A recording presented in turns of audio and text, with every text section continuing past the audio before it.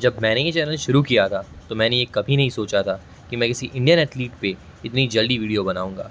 लेकिन जब मैं इस वीडियो की रिसर्च कर रहा था then I came across the story of Rahul fitness और मुझे लगा कि ये बंदा सपोर्ट डिज़र्व करता है। ठीक है, तो चलो अगर मैं आपको बताऊं कि एक बंदा है जो 16-17 साल की उम्र में एक बाप बन गया और अपनी कमाई के लिए एक रिक्शा चलाई और एक अच्छा बॉडी बिल्डर बना और इसके बाद अपनी लाइफ का सबसे बड़ा सेटबैक झेलने के बाद फिर उठ खड़ा हुआ और उससे भी ऊंचा उड़ा, तो आप जानते हैं कि इस स्टोरी में मज़ा आने वाला है। तो ठीक है, आपका इंतज़ार यहीं ख़त्म करते हैं अपने बॉडी बिल्डिंग बायोग्राफी सीरीज़ की तीसरी बायोग्राफी से, जो होने वाली है राहुल फिटनेस पर। इनकी स्टोरी शुरू होती है जब ये 10th में थे और 16 साल की उम्र में इन्होंने अपनी गर्लफ्रेंड से शादी कर ली और अपने घर ले आए। पापा का गुस्सा होना तो जायज़ था, लेकिन ये वहीं पे नहीं रुके। उसी साल इन्होंने एक बच्चा किया। अब इनका इनके पापा से रोज़ रोज़ झगड़ा होना लगा रहता था और उससे तंग आके इन्होंने अपनी बीवी और बच्चों को लेकर घर छोड़ने का फ़ैसला लिया। इन्होंने अपने दोस्त से 900 रुपये उधार लिए और एक घर रेंट पर लिया और वहीं रहने लगे। अब पैसा भी तो कमाना था, तो इन्होंने अपने दोस्त से बात करके अपने लिए एक रिक्शा चलाने का बंदोबस्त कर लिया था। साथ ही इनकी पढ़ाई भी चल रही थी, लेकिन इनकी ज़िंदगी में अभी तक बॉडी बिल्डिंग का कोई ताल्लुक़ नहीं था। जब इनकी लाइफ स्टेबल होना शुरू हुई थी तब इन्होंने जिम जाना शुरू किया। पैसा कम होने के कारण ये डाइट पे ध्यान नहीं दे पा रहे थे, लेकिन जैसे तैसे करके इन्होंने एक अच्छी खासी बॉडी बना ली थी।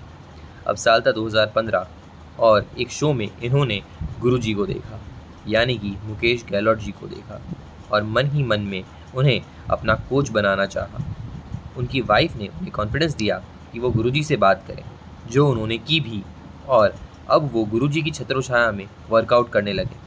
गुरुजी के साथ वर्कआउट करते करते साल 2016 आ चुका था और अब वो उसी कंपटीशन को जीतने में कामयाब हो चुके थे जिस कंपटीशन में पिछले साल उन्होंने गुरुजी को देखा था। अब जैसा कि हम जानते हैं, इस समय राहुल एक ओपन कैटेगरी के बॉडी बिल्डर थे और ओपन कैटेगरी में ही वो कई सारे लोकल शोज़ खेल रहे थे और जीत रहे थे। इस समय उनका फेवरेट बॉडी पार्ट जो ट्रेन करना पसंद करते थे वो था लेग्स, लेकिन इनकी किस्मत में कुछ और ही लिखा था। कुछ ही समय में उन्हें एक मेजर लेग इंजरी हुई, जिसके चलते डॉक्टर्स ने उन्हें कहा कि अब आगे से वो लेग्स ट्रेन नहीं कर पाएंगे, जिसकी वजह से वो एक सीवियर डिप्रेशन में चले गए। लेकिन फिर उन्होंने सोचा कि क्यों ना मेंस फिज़ीक में कम्पीट किया जाए। अब IFBB ने राहुल को अपनी मेंस फिज़ीक जर्नी शुरू करने के लिए एक प्रो कार्ड की ज़रूरत थी और अपना प्रो कार्ड पाने के लिए उन्होंने 2022 शेरू क्लासिक मुंबई को चुना, जिसमें वो बड़ी ही आसानी से अपना प्रो कार्ड जीत गए और एक IFBB pro men's physique athlete बन गए।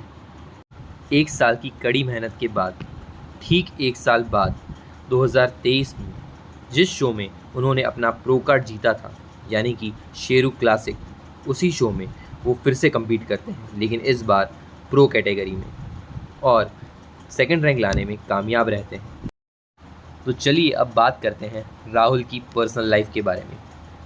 एक्चुअली उनका असली नाम है राहुल यादव, लेकिन वो अपने आप को राहुल फिटनेस बुलाना ज़्यादा पसंद करते हैं। वो अपनी सक्सेस का बहुत बड़ा क्रेडिट अपनी वाइफ को देते हैं और मुकेश गुरुजी को भी देते हैं, यानी कि मुकेश गहलोत जी। उनका 2023 के लिए टारगेट है कि वो मिस्टर ओलंपिया में कम्पीट करें, जिनके लिए उन्हें एक प्रो शो जीतना पड़ेगा और इसीलिए उन्होंने 2 शो में कम्पीट करने का फ़ैसला लिया है, जो है दुबई प्रो और थाईलैंड प्रो।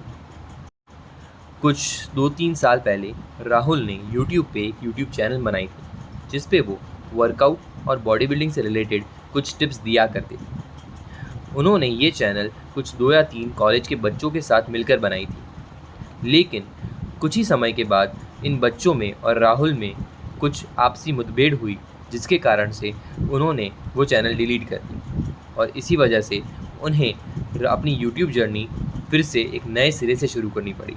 लेकिन कुछ ही समय में उन्होंने अपने पुराने फॉलोअर्स को तो वापस ले ही लिया, लेकिन नए फॉलोअर्स भी गेन कर लिए। तो कमेंट्स में ज़रूर बताना कि आपको क्या लगता है, क्या राहुल इस साल ओलंपिया के लिए क्वालिफाई कर पाएंगे या नहीं।